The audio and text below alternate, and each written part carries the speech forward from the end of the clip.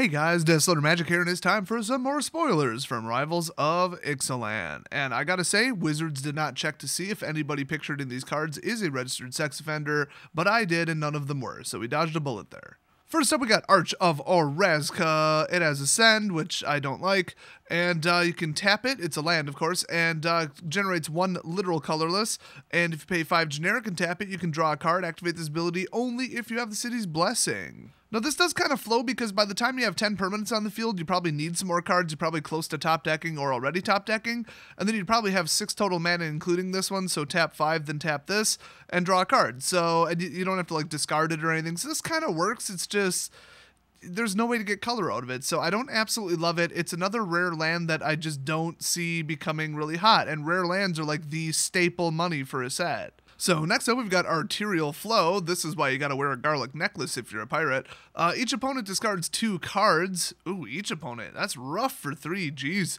If you control a vampire, each opponent loses 2 life and you gain 2 life. Wow.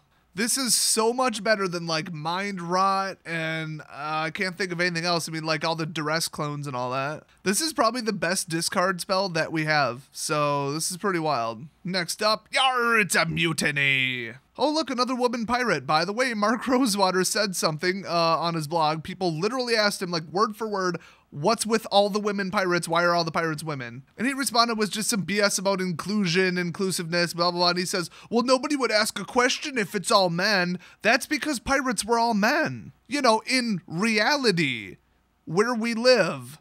Well, some of us. Anyway, target creature an opponent controls deals damage equal to its power to another target creature that player controls. Oh boy. Well, that would be a mutiny, so this is pretty nuts. This is like a guaranteed removal spell for 1, almost. You either find the biggest creature and have it take out the second biggest creature, or you find a creature with power capable of taking out their biggest creature and then take out the biggest creature. It's crazy that this is a common. This is going to be like a $1 common. I mean, they could have moved this to uncommon and had a $3 card. This is the best red removal I've seen in a long time. So the foil of this might legit be like 10 to 15 bucks. Next up, Negate. I mean, you guys know what Negate does. Pretty cool artwork, I guess. Can't wait to get one in foil, hopefully. Hey, speaking of cards we're all familiar with, Naturalize. Destroy target artifact or enchantment. Yeehaw. Next up, no joke, they printed a card called Blood Sun. It's not Blood Moon, it's Blood Sun, and it's really similar. I thought this was a joke when I saw it. I really did. I thought it was like an unstable card or something. It's a 3-cost rare red enchantment. When it enters battlefield, draw a card, which that's crazy. And then all lands, including yours, lose abilities except mana abilities. So any kind of deserts, those are gone. I guess that one last man land that was from Egypt or whatever, Amonkhet, that's gone. But any kind of like filtering ability, any kind of tap for this and that and mana, whatever, no, this isn't affected. So it won't really screw with their colors, so it's definitely not Blood Moon. But holy cow, I mean, this would shut down some serious stuff, like some kind of desert ability recurring thing. Oh my gosh. Here's the thing though, they say all lands. Does that include land cards in their hand and cycling? I would guess no, but it does say all lands, not all lands on the battlefield. So maybe? Anyway, next up, Sun-Colored Raptor. It has Trample, which is comical because it's a 1/2, but guess what? You pay 3 and it gets +3, so I don't really know what to say about that. It's something to do with your mana late game, I guess. It's one of those things where like the threat is always there. I wish it was single modular pump, but with Trample that'd be way too good. But yeah, the fact that they could make it a 4/2, you know, and then, oh, if you're chump blocking it with like a 2/2 or something, yeah, it'll get through. So it's like, why bother? Then you just let it through. And then they never use it and they use the mana for something else. But then if you did block, they would have spent the mana on it. So it's like a no-win situation. That's why I love pump abilities. They're really good. Next up, Sun-Crested Pterodon. Yes, that is how you pronounce it. Do not say Pterodon, you'll sound like a Psycho. So this is a 2/5 flyer for 5, and it has Vigilance as long as you control a dinosaur, but who cares because it does like almost no damage. But I think with Vigilance, that's kind of the point because you can block ground creatures and flying creatures, and it has 5 toughness, so it's kind of like a flying wall that kind of does damage and doesn't have defender. So it's not bad, but it's not exactly the strongest, I was gonna say vampire. Sure, let's go with that. It's not exactly the strongest vampire I've seen. Next up, Resplendent Griffin. Oh boy, that's a parrot. Now that we got that out of the way, it's a flying for 2/2. It has Ascend, and when it attacks, if you have Ascend, put a 1/1 counter on it. That's pretty nuts, okay? That's crazy. Guys, this is a garbage version of Drana, Liberator of Malakir.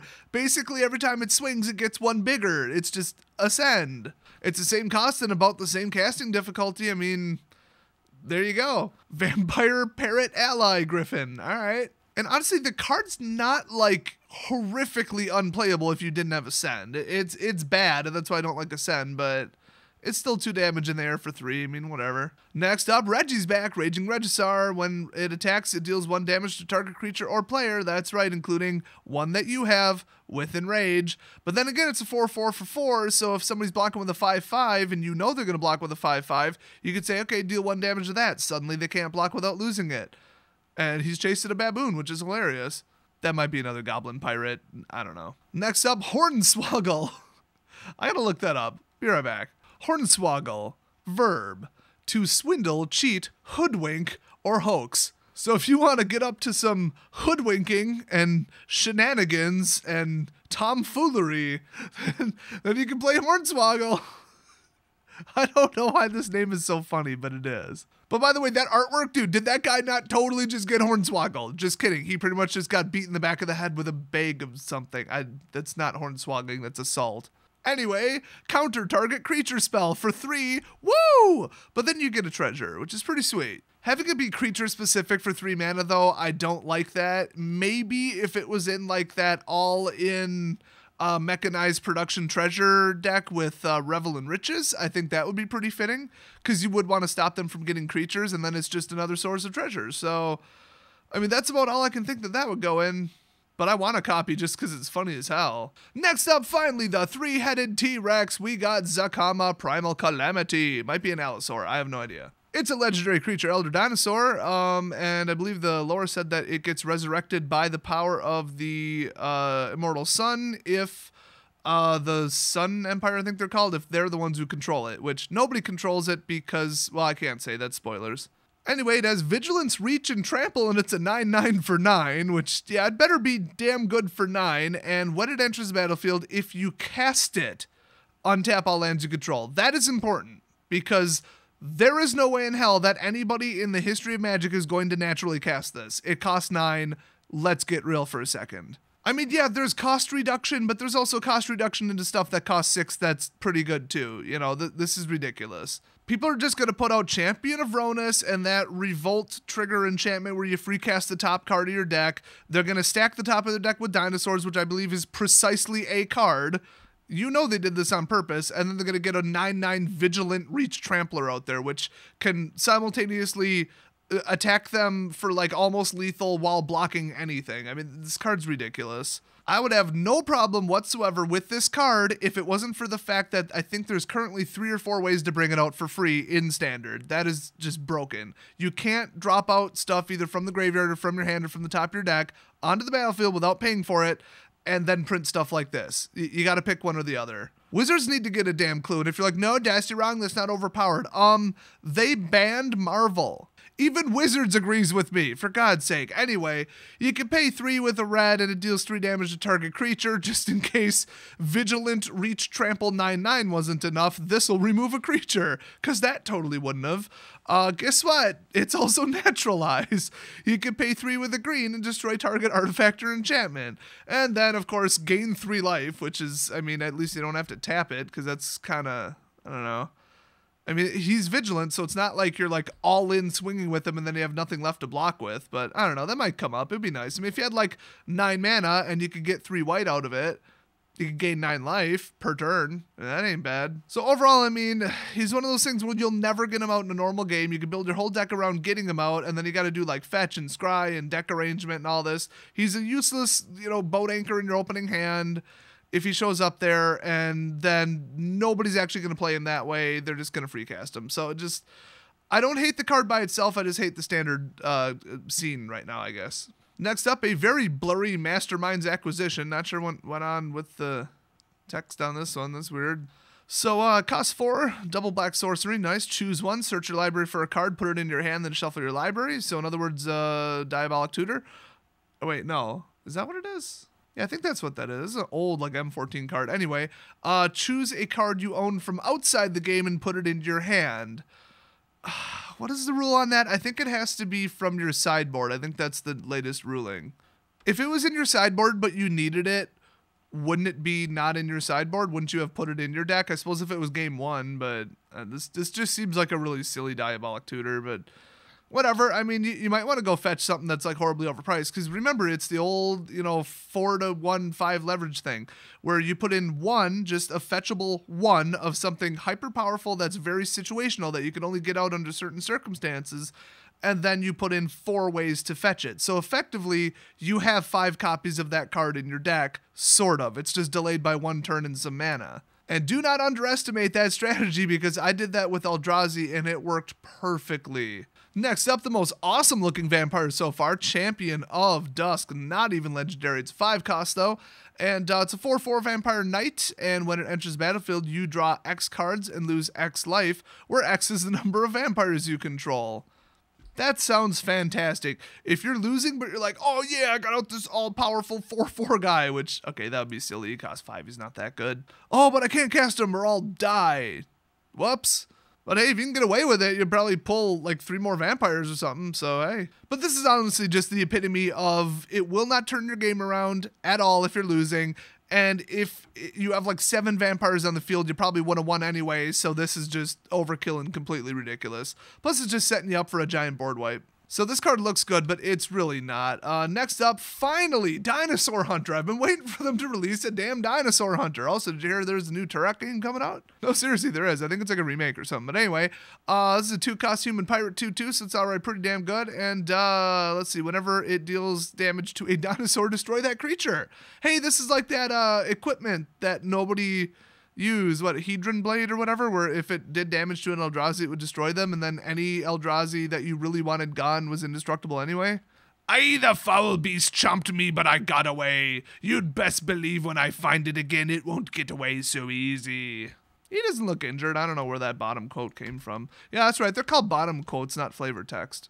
Next up, another female pirate. Maybe, I don't know. This is such insulting, pandering BS on Wizards' part. It is just disgusting. And to see Mark Rosewater trying to, like, legitimize this or in any way explain it away as, oh, it's us really helping out and being progressive. No, this is an insult to women. You're trying to, like, write women into pirate history. Sorry, but that's not real. Remember the backlash a bunch of idiots on Twitter got when they said, why are there no black females in this World War II film? Because there were no black females in World War II. That's why, okay? Shut the hell up. And I know Wizards is going to pull the old little double face, pull out which card you want. Oh, it's not really the Mediterranean. It's not really Spain. It's not really the Yucatan Peninsula. No, that's not what this is. So there's women in this one.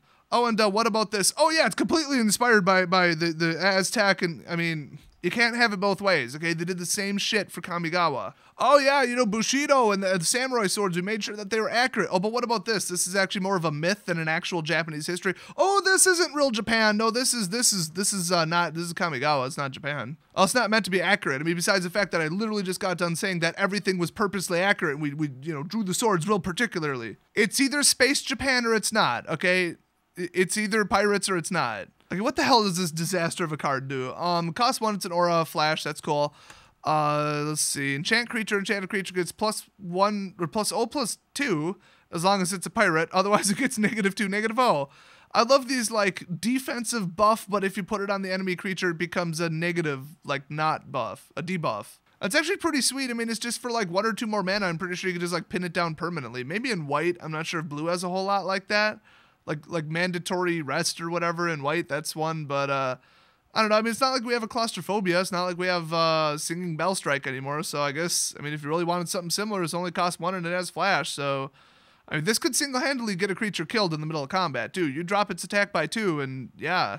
Next up, Pitiless Plunderer, who's eating those delicious coins and sticking them to his jacket. I don't know why. Okay, biting gold coins to see if they were soft enough that they were real gold and not just plated tungsten is a 1850s Western thing, not a pirate thing. Anyway, this is a 1/4 pirate for 4, so you know that's going to be good. Whenever another creature you control dies, create a treasure. That actually is kind of good. I could see it in an all-in treasures deck with the Revel and Riches and Mechanized, which I hope does not become popular because that deck's degenerate crap. Next up, Buccaneers Bravado. Oh, look, another female, guys. It's another female. Are you excited? Can you feel the diversity yet? Even though by diversity, they mean it's about 99% women, and that's diversity, apparently. I don't even want to look at these cards at this point. Wizards is just so far up their own ass on this one. It's disgusting. Choose one. Target creature gets +1/+1 against first strike to end of turn. Target player gets +1/+1 against double strike on the turn. Wonderful. Finally, Twilight Prophet, the last damn card. I am so excited about spoilers. I hope my excitement is contagious. This is a flying 2/4 for 4, so I'm sure it's garbage. And at the beginning of your upkeep, if you have the city's blessing, so in other words, no, reveal the top card of your library and put it into your hand. Thank God, I thought they were going to say put it into play. Each opponent loses X life and you gain X life, where X is the card's converted mana cost. So it's kind of like that one card that everybody plays in Modern, except good. Dark Confidant, by the way, if you're going to look it up. So you'd put this in a vampire deck, and almost every vampire costs 1, 2, or 3, so you ain't going to hit them all that hard, but the fact that you're gaining life and they're losing it is kind of like an amplification on the life difference, and it amplifies your chances of winning. But still, I mean, do you need to get a free card and hit them and gain life if you have 8 vampires on the field to trigger Ascend, which actually then you'd have 2 lands. That's a little excessive. I don't know. It's just so hard to figure out if Ascend is going to be playable or not. If it's going to be completely unattainable or if 10 is the magic number. I know that if it was 8, it would be super doable. But all these tribals don't really have a lot of tokens. I mean, the closest you're going to get is Merfolk dropping out tokens. I mean, some of the earlier vampires would drop out some tokens, I guess. That's the other one. But pirates have, like, nothing. I mean, I guess you could say that treasure is a permanent. Okay, but it's not reliably around. But then again, you only need to earn it once, and then it's there for the rest of the game. But is that a per card basis? Is that the first card to come out with Ascend? Is it before any cards come out with Ascend? Nobody knows. Nobody knows. Nobody knows how this stupid mechanic works, and that's what really bugs me about these cards. Anyway, that's all the spoilers for now, and hopefully that's literally all the spoilers. That's all the spoilers I can take. That's all the damn female pirates shoved in my face that I can take for one day. Oh, and hey, watch MTG Purple's channel for the amazing, epic, unbelievable, unexpected, other unwords probably, what the hell was he doing? Oh yeah, that's right, he was opening a package that I sent him. So the question is, what did I send him? And the answer to that will make you laugh unless you're dead inside. After having Wizards literally taking a fistful of female pirate cards and shoving them in your face, like rubbing it around, maybe even made your nose bleed a little bit, yeah, you probably are dead inside. I know I am, but this will probably revive you because honestly, it was pretty damn funny. And I could barely mail the letter and get it sealed up in the envelope because I was laughing so hard at what I wrote. So watch for that on his channel very shortly. Don't forget to go call him Tony Hawk because he looks like him. And I'll see you guys next video.